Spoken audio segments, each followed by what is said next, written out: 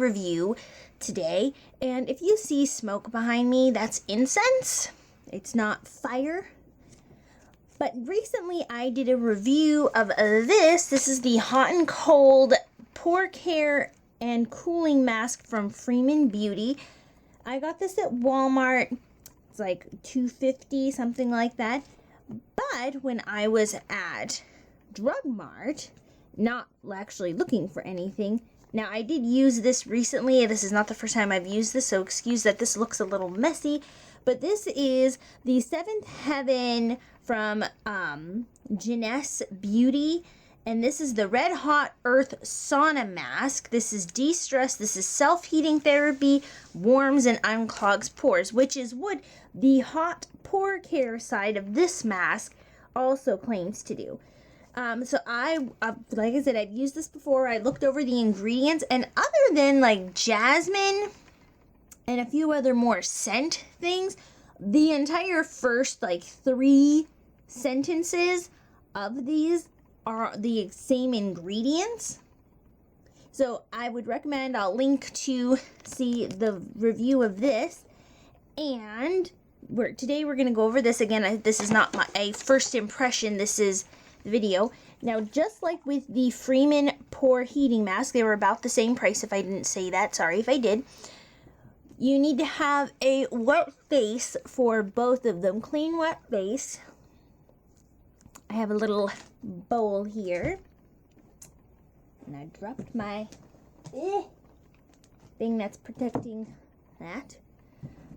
But you're supposed to have a damp face. And my pores need some help. They are just not happy. So this is supposed to de-stress. And this mask, there is about the same amount. You get roughly 2 to 3 uses depending on how big your face is. But this is, again, a very glossy cream texture, and it's almost identical, if not identical, in texture and feel. Color, it is this guava pink color or watermelon pink color, as opposed to red necessarily. It looks extremely red and also extremely thick.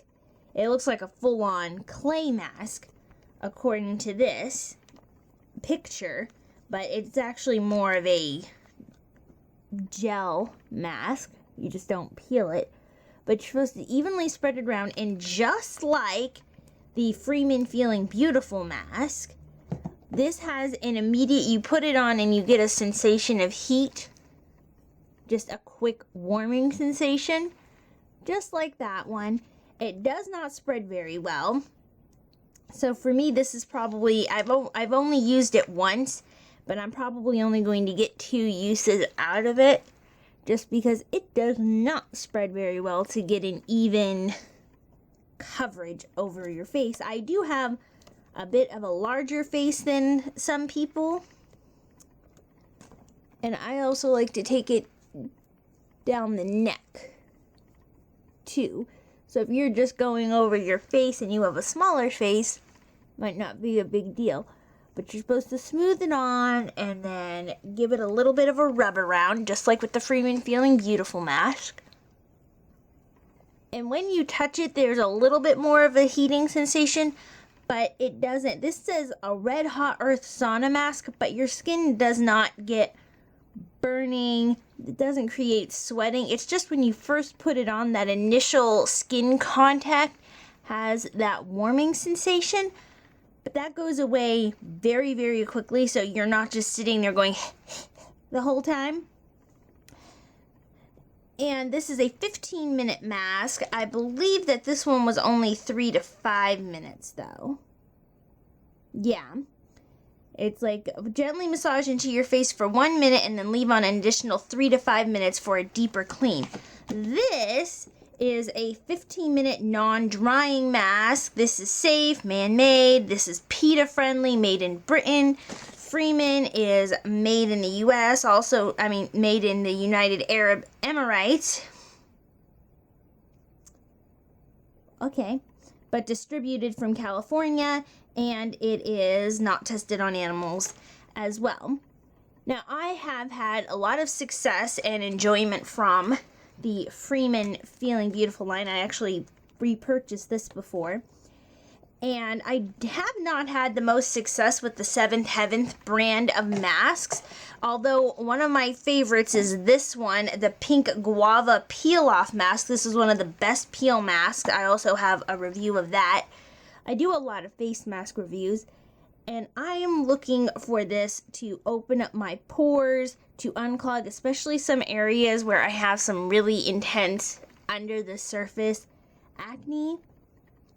Open up those pores, because when you open up your pores with a mask, it helps make getting the treatments in. So if you have the buffering lotion, for instance, from Mario Badescu, which is what I'm going to use, or some other acne medication, when the pores are open and accessible, it helps get into the pores to actually help clear them better. And masks do this thing where if you have a bunch of clogged stuff, so this is your pore, and if you have a bunch of clogged stuff in there, it makes them big and open and ucky, and then the masks pull them out. So immediately after using a lot of face masks, people tend to not like them, especially if you haven't used them in a long time. Your skin does get a bit spotty, and you have a bit of a minor breakout, but the breakouts last for a fewer amount of days and are less intense, because they're not sitting under the surface of your skin causing capsules and pustules of bleh. They're able to come out and accept medicine better, and then they're clean again, leaving you with smaller pores, which means that dust, dirt, and debris can't get into them as easily either. And of course, regularly washing your skin is something you need to do as well. So I'm going to go chill for the rest of my 15 minutes, and I will be back with you when it comes to rinsing this off. And we're returning. So of course this is non-drying. We'll get into this 15 minutes later. This is not the most opaque of masks. Comes off easy, goes on easy enough, and it is not sticky. This is not a sticky mask. This is a slimy mask. So it's not gooey in particular, but it is very slick.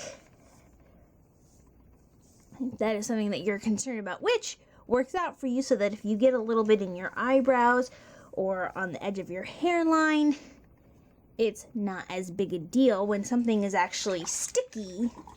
And then, when it's not with itself, it causes problems in your hairline and eyebrows. So I thoroughly appreciate when the mask is slimy for removal's sake.